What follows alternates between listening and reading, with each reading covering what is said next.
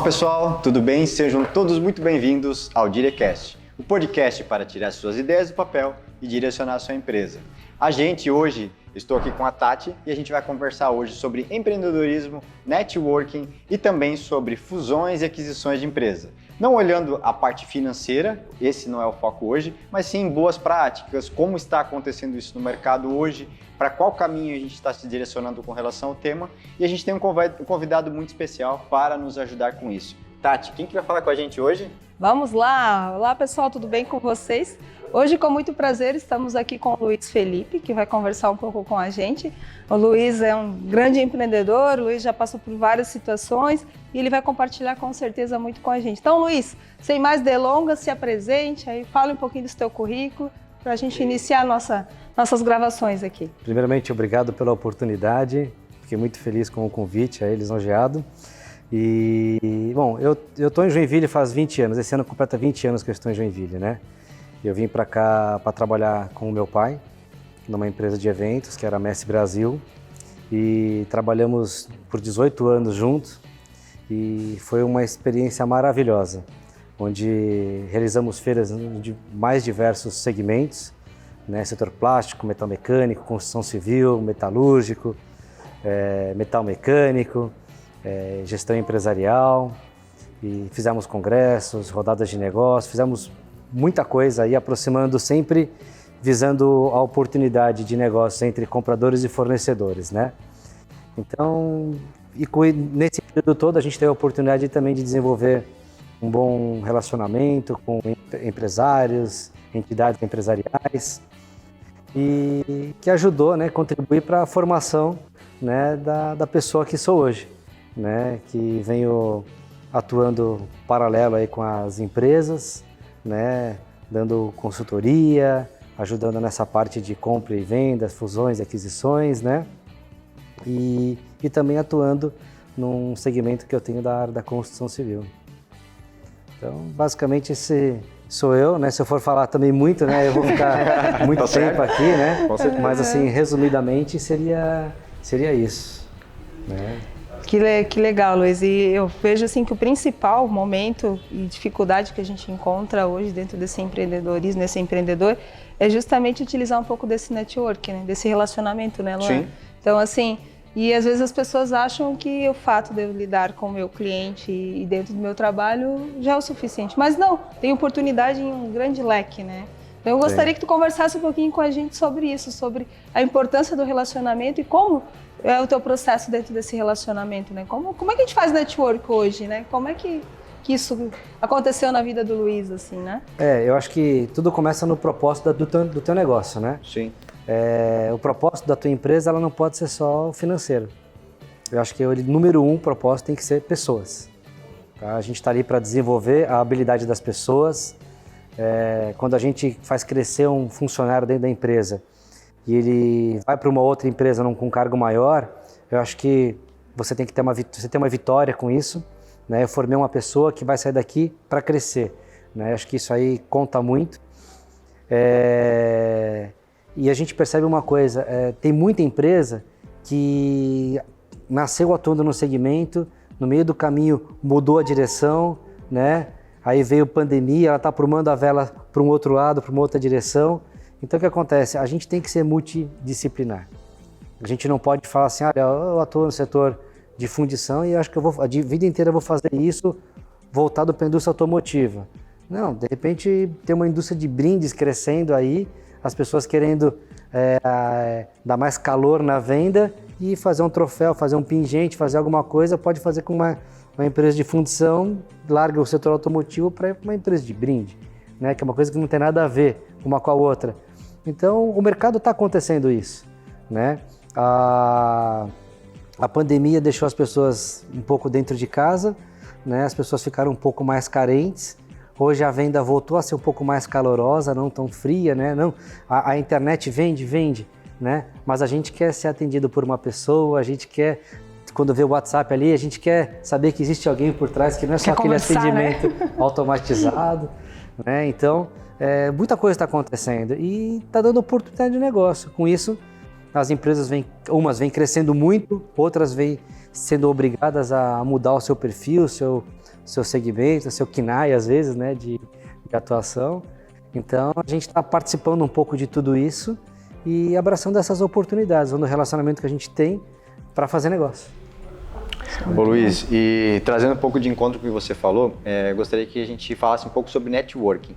Na tua opinião, para a tua vida e carreira, o quanto o networking contribuiu com toda a trajetória de carreira do Luiz hoje, na tua opinião? Assim, como que o networking contribuiu para a tua carreira?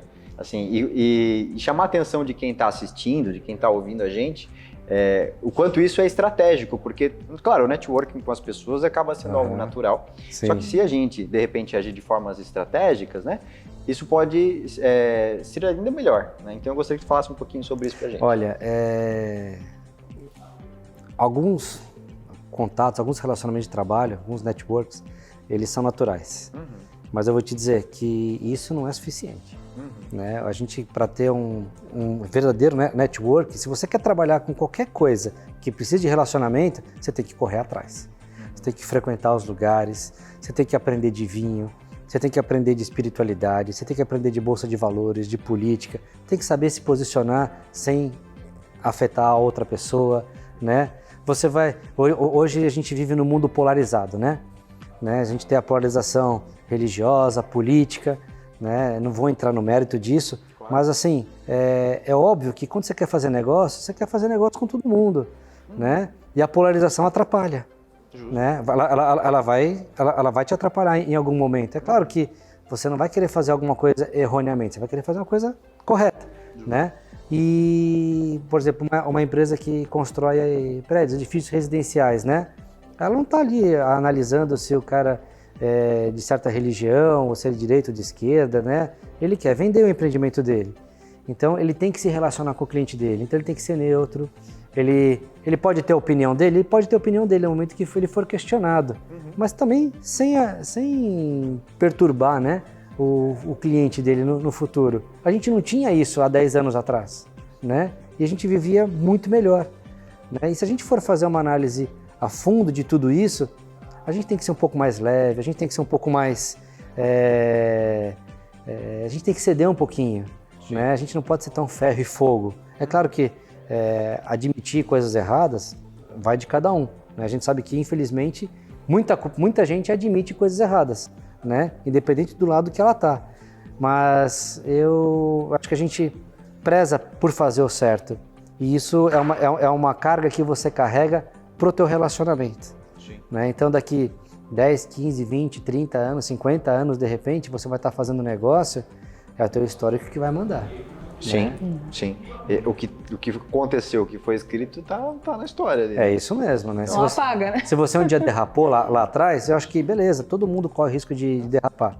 Fala assim, eu nunca errei. Não, desculpa, não existe essa pessoa. Todo mundo erra, né? Todo mundo peca, todo mundo às vezes não atendeu bem um cliente por qualquer outra circunstância, né? Todo mundo também tem suas questões particulares, mas se a pessoa está bem intencionada, eu acho que todo mundo também está aberto a, cara, desculpa, errei, podemos refazer, continuar, né? E eu tenho histórias na minha vida de negócios que não deram certo e que foi no erro que eu conquistei o meu investidor, o meu parceiro, e a confiança aumentou mais ainda, foi muito mais do que uma parceria de negócio, virou amizade, e ele me credibiliza para negócios que hoje, que eu nunca pensei, que eu nunca mensurei, né? Então, isso é o relacionamento. E assim, a gente também não pode ter muita sede de querer fazer grandes negócios no começo, né? Tudo você tem que começar de baixo, né? Fala assim, olha, eu tô atuando como um associado parceiro de uma empresa de M&A, né? E essa empresa comentou comigo há um tempo atrás, né? Cara, há 5 anos atrás, os meus negócios eram assim, era no máximo uma venda de uma empresa de R$1 milhão, R$1,5 milhão, 3 milhões, quando via assim, né? Sim. E a gente começou a cavocar no mercado, começou a ir atrás, apareceram negócios tipo assim, hospital, na ordem de 100 milhões, né? Negócios muito grandes. Não, a gente ainda não fez negócios desses, né? Mas está aparecendo, o mercado está mudando, né? Agora, com a questão política, a coisa está acalmando um pouco os ânimos. Sim. E empresas de fora que a gente imaginava que não estariam de repente interessadas, estão interessadas. O Brasil é um país que visa ter uma prosperidade grande, Sim. né? E eu acho que nós temos que ser otimistas, sabe?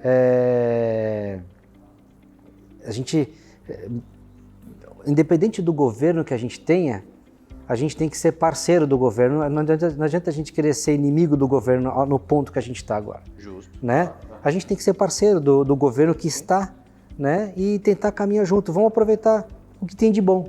Sim. Né? A gente tem que ter esse lado otimista. Às vezes a gente trabalha com uma equipe, tem duas pessoas ali que não vão muito na mão da empresa, né? Mas eu tenho certeza que ela tem uma coisa boa para a gente aproveitar. Então vamos sempre aproveitar as virtudes que estão no jogo ali para a gente ir para frente. Legal, com certeza, com certeza. E só para a gente contextualizar também quem está assistindo e ouvindo a gente, gostaria que você falasse um pouquinho sobre M&A. O que é exatamente isso, né? Para quem não conhece, não está, vamos dizer assim, acostumado com Habituado. o nome, Sim, sim, sim. Como é que funciona isso? Da onde veio? É algo que já existe faz tempo? É algo novo? Conta um pouquinho pra gente. Não é algo novo, né? A gente está falando de fusões e aquisições de empresas, né? Nesse mercado muito maluco, a gente tem empresa que explode em 1 ano, 2 anos, ela triplica, quadriplica o faturamento, né? Nós temos um monte de startup no mercado que o cara lança em 3 meses, ela já está no 1 milhão e passa 5 anos, ela está pensando no bilhão já.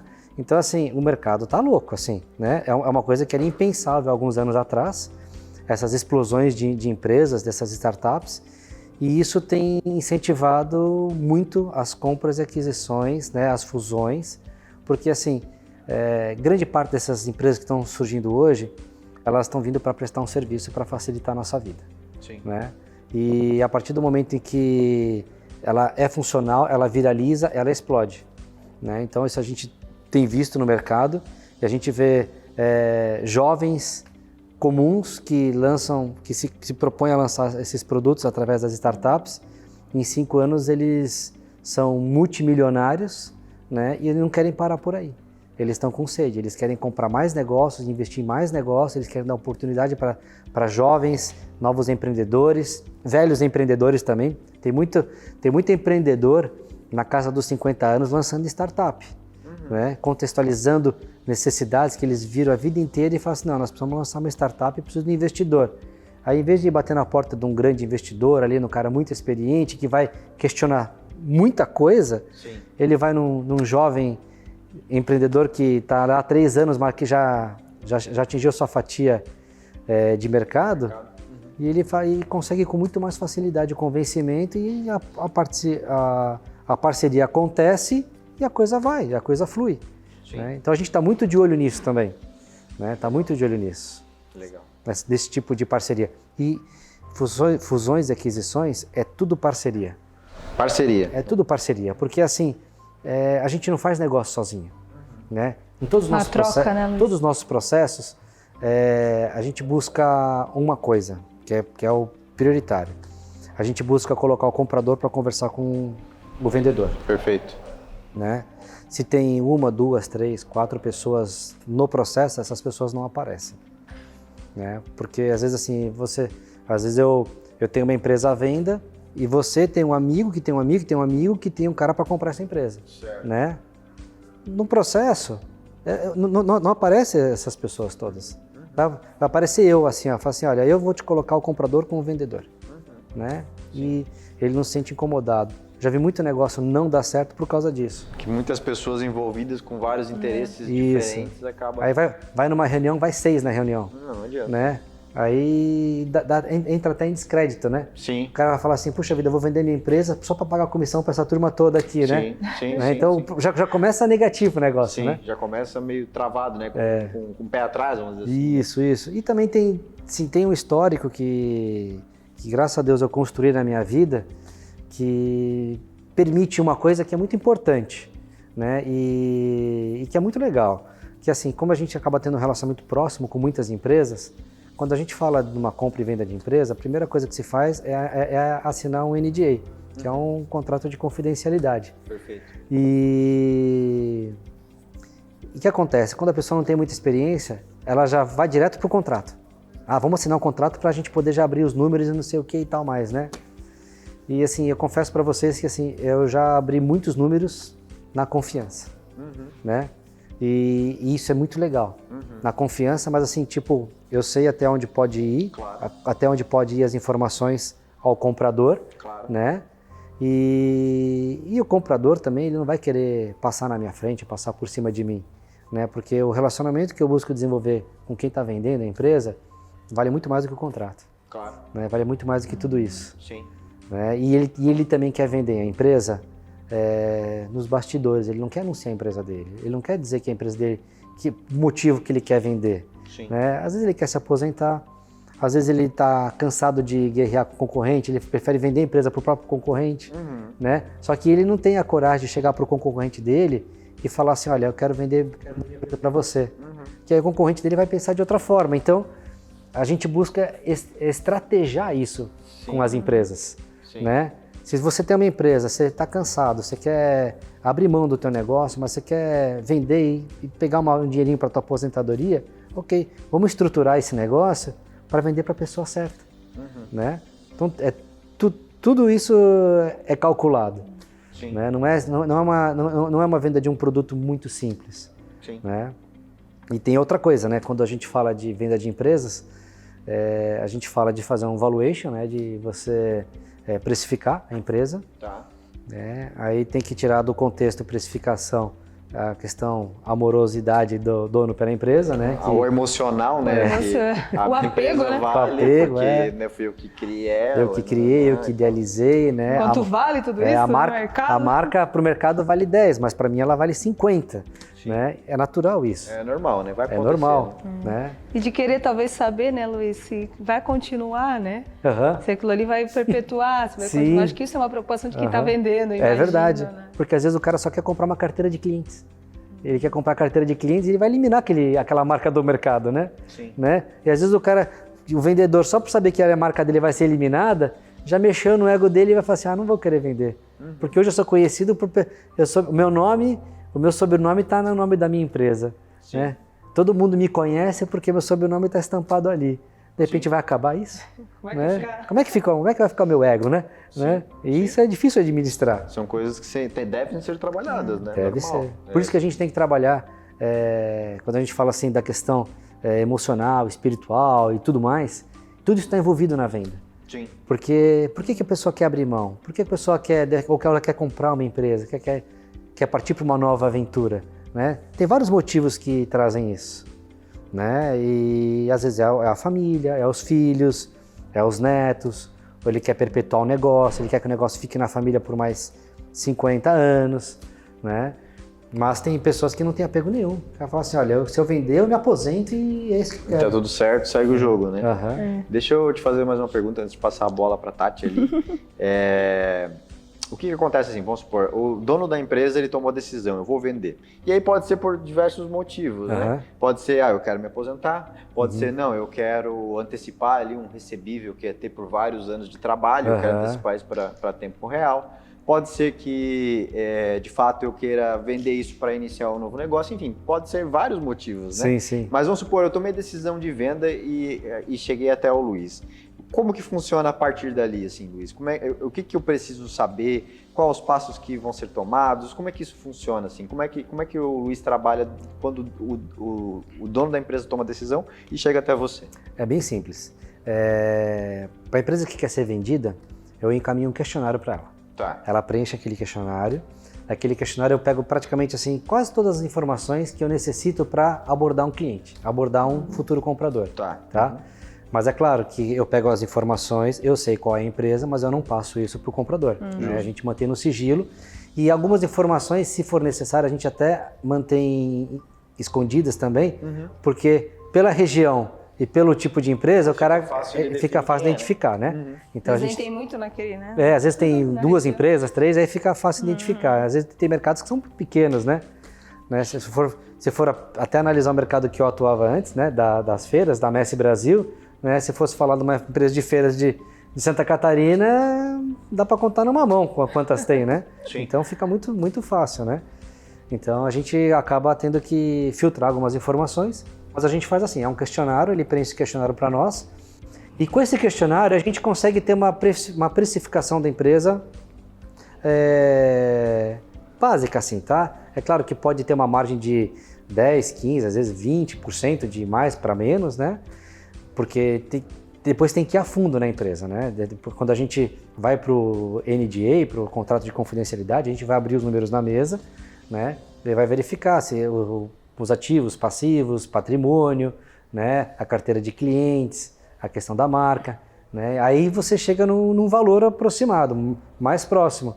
Mas no final, acontece uma negociação do tipo assim, olha, eu pago tanto pela tua empresa, né? E o dono acaba analisando o seguinte, puxa vida, se eu vender minha empresa por 5 milhões hoje, que eu não estou satisfeito com 5 milhões, para mim ela vale 7, né? Mas ele analisa assim, o cara está às vezes com 70 anos de idade, mas eu prefiro pegar esses 5 e curtir minha vida do que ficar esperando o 7 e nunca acontecer. Justo. Né? Então assim, infelizmente, eu digo o seguinte, isso acontece muito, tá? O dono, às vezes, ele tem que abrir mão um pouquinho do valor que ele realmente acha que a empresa dele vale para o negócio acontecer, né? E a vida que segue depois, né? E o cara, porque quem está comprando empresa, ele está comprando geralmente a carteira de clientes, né? E ele quer pagar o preço mais barato possível. Se ele não comprar de você, ele vai comprar do teu outro concorrente. Certo. Né? Então, existe também um certo leilão no mercado para isso aí. Né? Então, às vezes, uma compra, uma venda, ela é muito oportuna. Sim, sim. E é mais comum, então, a compra ser mais de uma carteira de clientes, mais de uma participação de mercado do que de marca para evoluir aquela marca e avançar. Com certeza, com certeza. É claro, varia de mercado para mercado, sim. Né? Então, se a gente está falando de mercado de moda, por exemplo, aí se pegar uma grife de sapatos, por exemplo, sapatos femininos, né? A mulher, geralmente, ela compra sapato, muitas compram pela marca, né? Sabe que aquela loja pode ir lá que é um sapato bom, né? Sim. Mas às vezes tem um sapato parecido numa loja de departamento grande, né? Que faz o mesmo papel e só não tem a marca. Então, assim, a marca nesses casos, ela vale muito. Ela vale muito, né? Então, nesses casos, se compra a empresa pela marca. Pela marca, né? Aí compra mais pela marca às vezes do que própria. Muito mais, é mais pela marca do que pela qualidade, muitas vezes. Agora, se você pegar uma empresa de serviços, por exemplo, é carteira de clientes. Né? Geralmente é a carteira de clientes que você está comprando. Você está comprando os recebíveis ali, né? Todos, né? Todo aquele processo. Então mas assim, cada caso é um caso. Exato. Todas as negociações são diferentes. A empresa que tem um dono só é uma negociação. A empresa que tem que é uma SA, que tem vários participantes, é um outro tipo de negociação, né? Empresas pequenas, por exemplo, assim, consultório, farmácia. Tem negócios pequenos, tem muito negócio pequeno bom, né? Sim. Tem muito negócio pequeno é bom, o cara tem o ponto lá dele, eu acredito que o ponto não se possa vender, né? Mas ele consegue incluir o ponto, agregar nos valores totais que ele tem no negócio dele ali. Sim. Né? Então tem negócio para todo lado acontecendo, desde os pequenininhos do comércio, né? Até rede de varejo, né? De materiais de construção. Então, fábricas. Então não é assim, a gente pode tirar aquela barreira que isso aí, compra, venda, aquisição, fusão, isso é coisa para empresa grande. A minha empresa aqui é pequena. Não. Muito pelo contrário. Acontece muito mais com empresa pequena do que com empresa grande. Menor, tu vê. É uma coisa que muita gente não tem essa informação. Não consegue visualizar. Acontece muito mais. E assim, é que as pessoas têm muito medo. Né? Vamos trocar de carro, vamos na concessionária ali, resolve. Hoje em dia, em 15 minutos, você resolve na concessionária, né? Sim. Se o cara fala assim, eu vou vender minha empresa, ele quer pensar 1 ano para fazer isso, para tomar uma decisão, né? O que eu vou fazer? Eu quero empreender numa área nova, eu tô achando que o meu mercado não tá bom, meu mercado pode ser que o ano que vem não seja tão bom, então eu quero vender meu negócio. Puxa, mas eu vou vender, que argumento que eu vou usar para vender para um cara, por que uma pessoa vai investir no meu negócio e eu acho que não vai ser bom? Né? Então você tem uma série de fatores para você analisar. Né? Por isso que muita gente agrega produtos antes de vender. Né? Assim, vamos falar de uma empresa de indústria de médio para grande porte. Né? Tá. Às vezes ela está num caminho que tá derrapando, ela está andando que nem caranguejo, assim, sabe? Ela só anda de lado. Não vai para frente nem para trás. Só que assim, ela quer vender, o cara tá cansado do negócio, ele quer vender. Aí o que ele faz? Ele compra um concorrente pequenininho, agrega um produto aqui, compra outro, agrega outro produto ali e dobra o valor do negócio dele na hora de vender. Sim. Então Aí isso também acontece. é uma compra com uma estratégia de venda no futuro. Isso acontece. Isso tem acontecido muito aqui na nossa região. Muito. Eu tenho um investidor de São Paulo que ele vem para cá quase todo mês procurar a empresa para comprar. Né? E ele tá comigo aqui. A gente até, inclusive, semana que vem a gente vai estar jantando junto. E a ideia dele é essa aqui. O que você está encontrando para mim para cá? Porque ele tem interesse em comprar para agregar a empresa dele de São Paulo para depois vender. Para depois vender a dele lá no futuro. Isso é interessante. Legal. Tati. Ô Luiz, e essa questão das startups, né? Quando a gente fala muito de startup, às vezes ela já nasce para ser vendida, né? Como é que é isso, assim, né? Porque tu lida com as duas maneiras, aquela que nasce para ser vendida e essa que a gente está conversando aqui, né? Tipo, aquela que vai se estruturando, familiar e tal, assim. Mas como é que é isso no mercado? Imaginar que uma empresa está nascendo para ser vendida. Olha... Isso hoje já é mais aceitável? Já. Mas assim, eu conversei com alguns donos de startups que começaram do zero. Eu não vou mencionar o nome, mas tem uma de Florianópolis que é um case muito legal. E eles começaram de forma bem despretensiosa a empresa, tá? Vamos fazer um negocinho assim, um software para ajudar aqui, ajudar ali, né? E beleza, o negócio começou aí, entrou um segundo dono ali, um cara mais visionário e agregou um valor, né, na empresa dele. A empresa dele fez assim, né? 180 milhões o valor da empresa, né? E assim, coisa de empresa tem 5 anos. Sim. Né? Então assim, isso acontece. E assim, aconteceu de forma despretensiosa pelo fundador.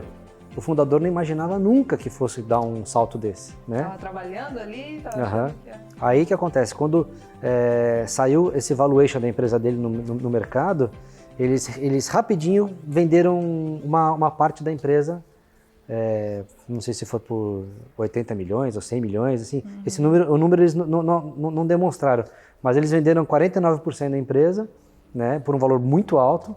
Isso quer dizer, já aposentou todo mundo ali, né, dos fundadores, e agora eles fazem parte do conselho e a empresa continua crescendo. Sim. Interessante isso. Deixa eu até aproveitar ali e fazer um gancho de pergunta. Normalmente quando acontece uma aquisição dessa linha assim, é pedido pelo comprador que os diretores, os founders, eles continuem um tempo na empresa, né? Com certeza. Como é que funciona isso? É formado um conselho. Em grande parte, quando a empresa é um pouquinho maior, assim, é formado um conselho e os antigos donos, eles são exigidos normalmente a ficar de 2 a 5 anos no operacional da empresa e depois ir para o conselho. Legal. Mas daí quando eles estão no operacional, eles têm um prolabore, um salário, uma retirada mensal como executivo naquele Como cargo. Executivo e como sócio. Como sócio. Eles têm participação na sociedade e recebem um fixo que é o de remuneração, como se fosse um executivo.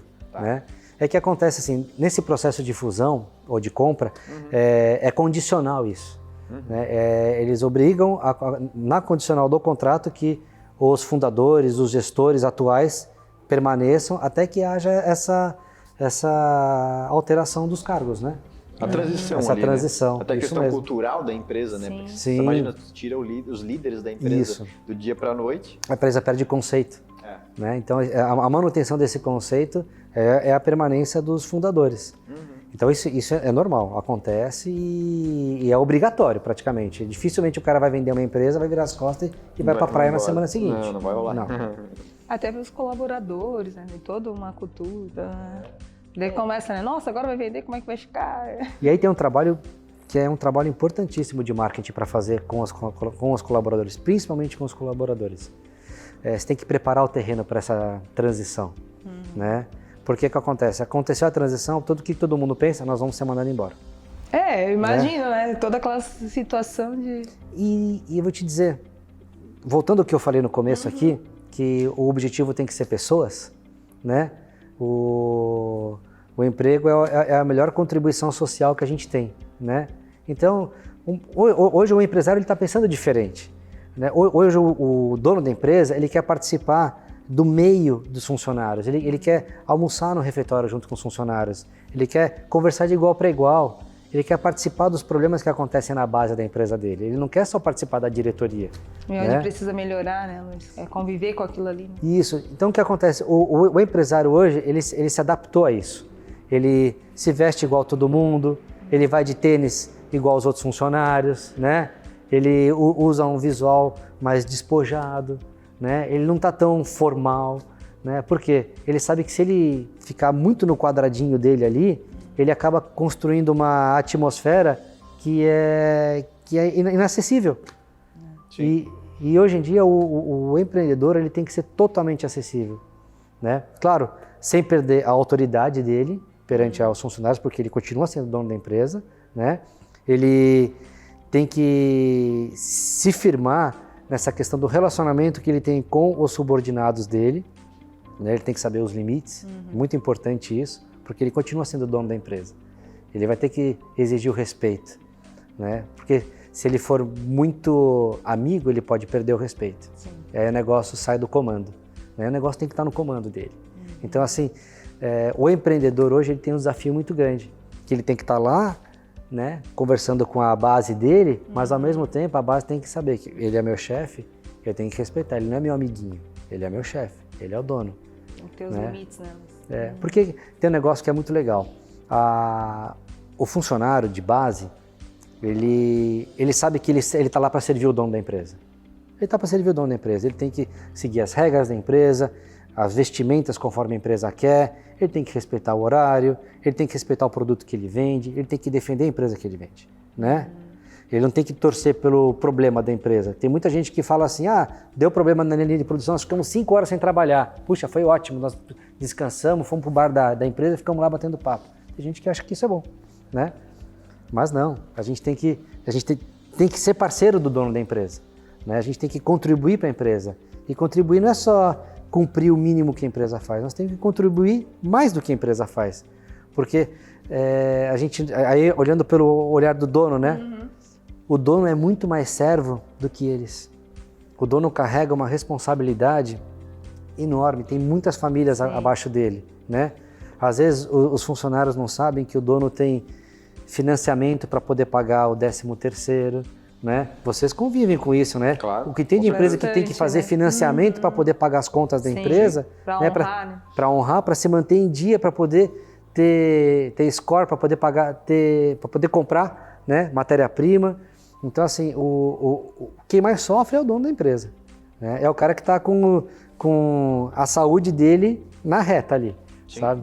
Né? E se um funcionário perder o emprego, ele só perde o emprego. O dono, se aquilo quebrar, pode ter certeza, ele vai carregar uma dívida que de repente nem na vida dele ele vai conseguir pagar, né? E o Brasil é um país que não é para amador que quer empreender, né? Então eu até falo assim, antes de você criticar o dono da empresa, né, vai montar um negócio. Vai sentir na pele. Vai sentir na pele. Mas é verdade, com certeza. Né? Então, assim, então eu acho que tem que ter um respeito muito grande de ambos os lados, né? E pensando nessa questão de fusão e aquisição, a gente vê que muito negócio desse acontece porque o Brasil é um país estressante para o empreendedor. Muita gente quer sair do negócio porque o cara fala assim, ó, deu, né? Enquanto eu tenho um funcionário que deu às 6 horas da tarde, ele desliga o computador, vai para casa dele, eu estou lá em casa 11 horas da noite fazendo as contas para ver se essa conta vai fechar no final do mês.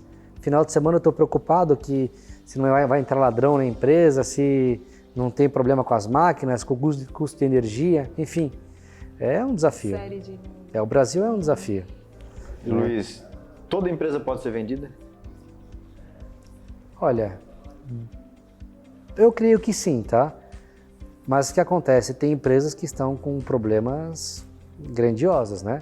Podem ser vendidas também, mas aí vai da disponibilidade do comprador em querer assumir uma empresa endividada. Sim. É normal, é normal a aquisição de empresas endividadas, tá?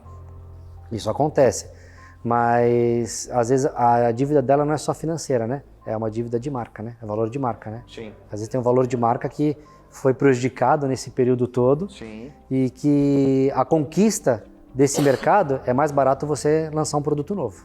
uma marca nova no mercado. Não sei se vocês já viram estudos disso, mas assim, é bem simples. É muito mais fácil você lançar um produto novo do que recuperar uma marca que já teve problema. É muito mais fácil você lançar algo novo. O mercado respira muito melhor. Sim. Né? E tanto que tem muita... A gente vê, né? É bem comum no comércio isso, né? O dono teve problema de gestão e de repente ele contrata um gerente novo e ele coloca a placa na frente da empresa dele, lá, assim, sob nova direção. Né? O dono continua lá, né? Mas ele botou um gerente novo ali, mas aquilo oxigena, né? Oxigena para o cliente. Fala assim, eu tive problema lá, mas vamos dar agora, deve ter melhorado, né? Então isso é uma forma dele construir uma carteira nova de clientes para ele, né? Mas acontece, acho que toda empresa pode ser vendida, né? E o mercado está aí para isso, tá? E hoje o mercado está assim, está super aquecido, está todo mundo olhando para a oportunidade para comprar e para vender, em todas as áreas. Que legal. E tu percebe, Luiz, que está vindo bastante investidor aqui para o Brasil, assim, para Santa Catarina em especial, na nossa região, assim, tu fala. Percebo. E eu vou falar uma coisa para vocês. Eu estive num trabalho, uns tempos atrás, um russo que veio para cá para visitar uma empresa na área da saúde, se apaixonou por uma brasileira, casou com a brasileira e ele tem um fundo de investimento pesado na Rússia. Falou assim, agora vou investir no Brasil. Ele tem potencial para comprar tranquilamente aí uns 10 hospitais aqui no Brasil. Um cara com um potencial grande. E nós estamos precisando de hospital, né? Sim. Nós estamos precisando, o Brasil precisa na área da saúde, né? Sim. Né?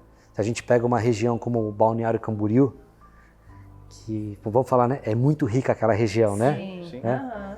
Nós temos um hospital público, que é o Marieta, em Itajaí, né? E temos o hospital da Unimed. Temos pequenas clínicas, que algumas são até denominadas hospitais, mas a gente fala assim, para a riqueza da nossa região, ali deveria ter hospital em Itapema, em Balneário Camboriú, em Itajaí, em Gaspar, né, em Navegantes. Toda essa região deveria ter hospitais de referência, principalmente porque quem que investe aqui é o cara que está se aposentando. O que ele quer ter de segurança? Saúde. Né? Então, assim, olha o que tem de oportunidade.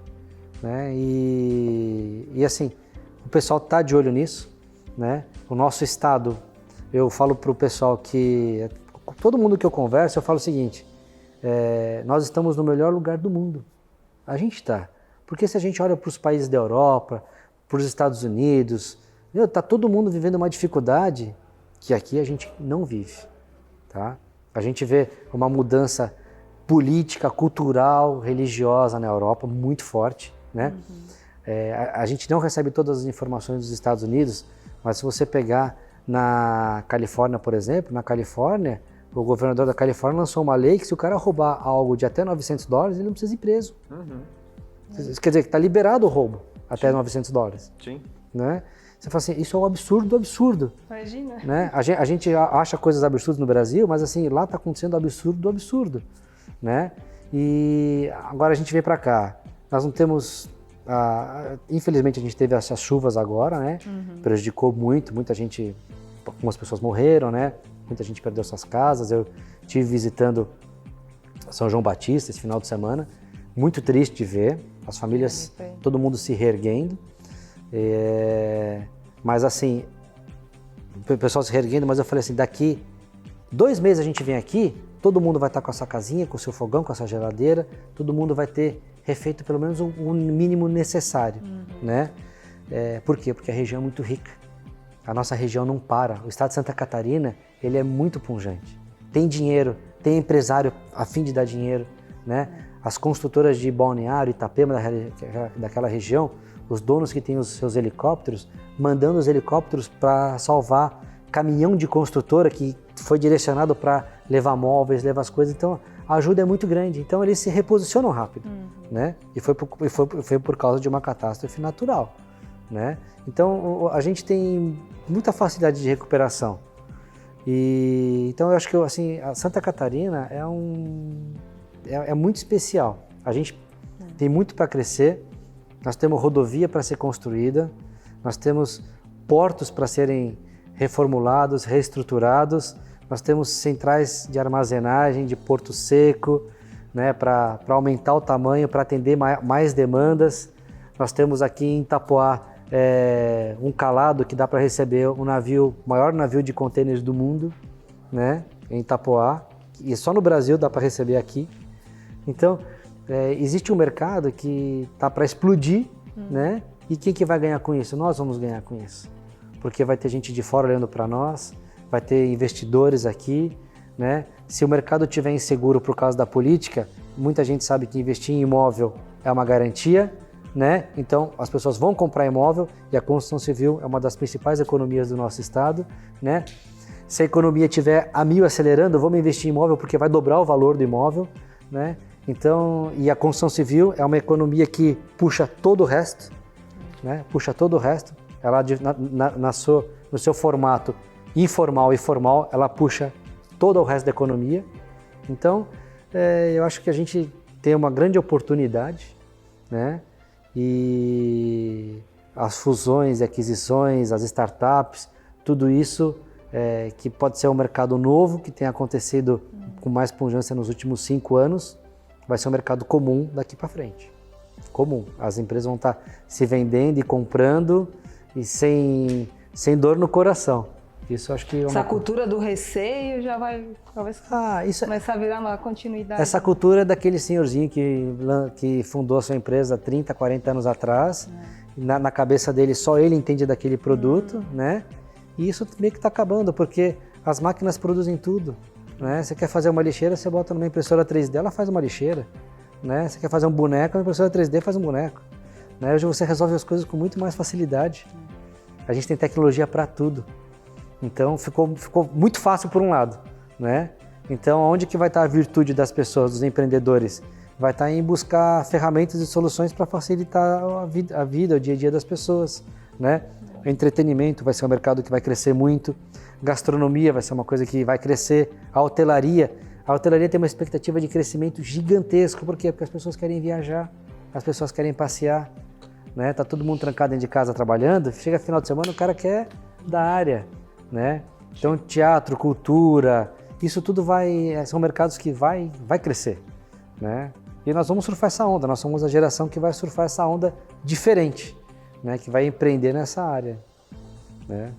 Acho que isso que é o legal, né? Ter esse olhar mais abrangente, né? Para várias oportunidades e em tudo você busca oportunidade. Né? Com certeza. Sentido, né? Se você perguntar para um paulista, para onde você quer no feriado prolongado? Se ele fizer uma análise assim, olha, vamos olhar para um lugar bom do litoral paulista, Ilhabela, por exemplo, era um lugar lindo, tá? O paulista, numa sexta-feira, para ele ir para Ilhabela, ele demora 5 horas, tá? Aí ele chega na fila da balsa de São Sebastião para Ilhabela, ele tem que ficar mais 2 horas na fila. Quer dizer, ele demorou 8 horas, 7, 8 horas para chegar na casa dele, né? Se ele pegar o carro e não pegar trânsito, em 7 horas ele sai de São Paulo e chega em Balneário Camboriú, né? Então, isso está acontecendo muito. Uma outra coisa que acontece muito, em Itapema, atrás de Itapema, atrás da BR ali, você tem uma região que pertence a Porto Belo, só ali você tem 3 aeroclubes ali, tá? E um deles, você tem pista com pouso iluminado, noturno. Chega a alta temporada, não tem lugar para estacionar avião particular. Por quê? Rio Grande do Sul, Paraná, Mato Grosso, São Paulo, estão vindo tudo de avião, os empresários. Quem tem seu aviãozinho, ele vende avião. Isso é um mercado que está crescendo no Brasil. Aí o pessoal fala assim, é um mercado só para milionário. Não é não. Tem avião, eu sei que claro que é um valor muito alto, né? Mas hoje em dia com 150 mil reais o cara compra um avião que ele pode vir de São Paulo para cá, né? Que é um preço de um Volkswagen T-Cross, por exemplo, assim, né? A gente brinca, né? Mas é uma coisa impensável. Há uns anos atrás, para mim, era. Mas eu vim conhecendo um mercado que a gente fala assim, é um mercado de luxo? É óbvio que é um mercado de luxo, né? Mas é um mercado de luxo até que acessível para muita gente, né? Quantas pessoas estão dando... A gente olha na rua aí, é normal a gente ver carro acima de 150 mil reais, né? Sim. Né? E consegue imaginar que dá para comprar um avião com 150 mil reais? Não. Né? Não dá, a gente não consegue imaginar. E isso é possível. Sim. Né? Nos Estados Unidos isso é uma cultura muito comum. Né? Nos Estados Unidos você tem um evento que se chama Oshkosh Air Week, que você vê mais de 10 mil aviões pousados ao redor do evento. O pessoal vai para acampar de avião. Vai Nossa, acampar. imagina acampar de avião. Acampar de avião, Aí você fala, é porque no Brasil isso sempre foi inacessível, né? Né? Mas um avião ele não tem nada que faça ele custar mais caro que um carro. Né? Um avião para 2 pessoas, por exemplo, você compra 150, 200 mil reais, o cara compra. Né? Que hoje em dia você vai em qualquer concessionária, sempre tem carros muito mais caros que isso. Né? Então esses são mercados novos que estão para acontecer, essa questão dessa malha viária aí, aeroviária, do pessoal tá vindo dos outros estados, né? E o pessoal tá investindo aonde? Tá investindo no nosso litoral, né? Joinville é uma cidade que o cara que vem de São Paulo, ele fala assim, puxa, montar minha indústria aqui ia ser perfeito. Aqui tem fornecedor de todas as áreas que eu preciso, né? E tudo pertinho. De carro de 20 minutos ele chega, em 1 hora ele visita, se bobear todos os fornecedores dele aqui. Em São Paulo ele precisa de ficar 3 dias para fazer isso, né? Então aqui a gente está unindo qualidade de vida com uma pujança econômica crescente, com uma boa cultura, um povo educado, né? Então eu acho que a gente tem que direcionar nossa vela para essas oportunidades aí e vamos embora, né? De uma forma mais positiva, né? Com certeza, né? E levando isso, né? Levando esse conceito, né? Vamos trabalhar pelas pessoas. Né? As pessoas têm que ser o principal fundamento, né? A essência da tua empresa tem que ser as pessoas, né? A partir disso, você vai ter um time vitorioso, né? A vitória, às vezes, não é tão grande financeiramente, mas aquela vitória de você dar o melhor para a família dos teus funcionários, eu acho que essa é a maior riqueza que um empresário pode carregar, né? Eu fazendo as feiras aí por quase 20 anos, a gente tem certeza que todo mundo que trabalhou com a gente sempre teve esse sentimento, né? Que a nossa empresa era meio mãezona, assim, sabe? Né? Que a gente sempre quis dar o melhor, né? Então, essa foi uma filosofia que eu trago do meu pai, né? E eu vejo que ele estava certo, né? E isso tem se replicado em grandes negócios que acontecem hoje, né? Eu tenho amigos, a gente conversou antes da de empresas que são muito grandes, estão faturando já na ordem de bi, né? E a gente percebe que o principal foco ali está sendo as pessoas. Volta para as pessoas, né? Mesmo com toda a tecnologia, essa inteligência de usar tudo isso, voltando para as pessoas. Isso mesmo. Né? É formidável escutar isso, não? Saber que a gente tem, que é isso mesmo, né? Que tudo volta para as pessoas. Em torno, esse aproveitamento da tecnologia, das coisas, do investimento, saber que a gente pode olhar para a nossa empresa podendo vender ou não, aproveitando as oportunidades. Eu acho que essa é essa riqueza, assim, né, de você saber que você pode lidar com tudo isso voltado para o ser humano. E o mercado tem muita oportunidade, né? É que, assim, às vezes o empresário está tão concentrado em atender e em apagar incêndio na empresa dele, né, que ele não sabe que existe um financiamento para alavancar o negócio dele, esse negócio dele tem segurança, né? Que não é feio ele contratar um profissional melhor que ele para trabalhar. E esse é um ponto que às vezes eu falo pro cara e falo assim, como é que eu vou colocar um cara aqui melhor que eu? Né? Eu falo assim, mas é para isso que você tem que contratar uma pessoa melhor que você. Porque ele vai fazer o teu trabalho melhor do que você e você vai olhar pro teu negócio estrategicamente. Você vai parar de ficar no foco apagando o incêndio e você vai olhar pro teu negócio enquanto deixa ele apagar o incêndio. Paga para um cara apagar o incêndio para você. Né? Olha para o teu negócio por cima, aí que você vai ver aonde você está deixando de assistir, aí você começa a assistir, aí você começa a crescer no mercado por causa disso. Né? A gente fala que o empreendedor que fica no dia a dia correndo atrás, apagando incêndio, esse não tem tempo para ver a empresa dele crescer. Né? Aí ele perde oportunidade. Agora, quando o cara ele sai do ambiente tumultuado do dia a dia, e começa a olhar o negócio dele por cima, ele começa a enxergar a empresa dele por cima da economia, do comércio, do mercado, das oportunidades. Ele tem tempo de ir num banco, ele tem tempo de ir num parceiro, né? Ele tem tempo de olhar para o concorrente dele, né? O que meu concorrente está fazendo que ele está bem, né? Eu vou olhar, né? E às vezes o cara não se dá conta disso. Eu falo isso para empresa pequena, médio porte, né? Que às vezes ele tem um pouquinho de orgulho do negócio dele, Mas ele às vezes não vê que o vizinho dele está surfando uma onda muito mais alta, trabalhando 10 vezes menos. Diferente, né? Tá fazendo diferente, né?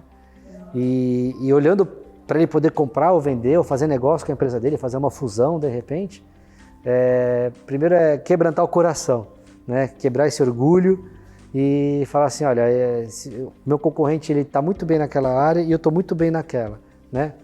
Mas se a gente juntasse força e eu desse um pouquinho da minha tecnologia para ele, desse um pouquinho da minha, a gente fizesse esse encontro, acho que a gente dobrava de tamanho com os dois juntos. Vai lá e conversa com ele. Tá todo mundo à vontade, a fim de fazer negócio, né? Se é para crescer, vamos fazer negócio junto, né? Vamos unir forças aí. Acho que essas parcerias são muito legais, tem dado certo. Os jovens de hoje em dia, eles não querem ficar perdendo mais tempo com bobagem, né? A gente percebe que o jovem ele quer fazer negócio para crescer e crescer rápido, né? Eu brinco assim, né? Falo assim, me dá paciência, Deus me dá paciência, mas tem que ser agora, né? Não pode ser para depois, né? E o jovem hoje em dia ele não tem paciência, ele não quer esperar daqui 5 anos, ele não quer falar assim, eu vou montar meu negócio, eu vou trabalhar 20 anos, 30 anos para eu ter minha aposentadoria. Não, é hoje. É muito tempo. É hoje.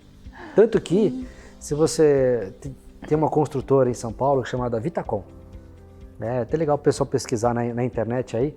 A Vitacom, ela lançou microempreendimentos premium em São Paulo. São apartamentos ele tem apartamento de 12 metros quadrados.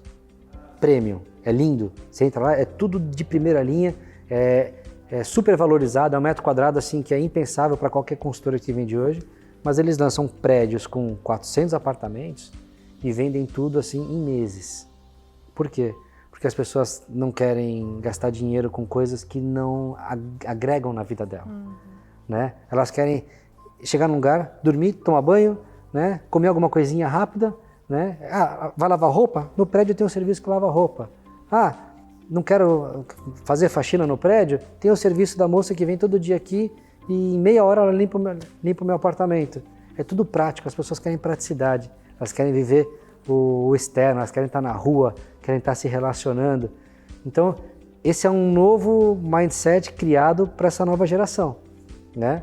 Vou comprar um apartamento de R$1 milhão para quê? Vou comprar um de 80 e vou morar, vou ser feliz igual, né?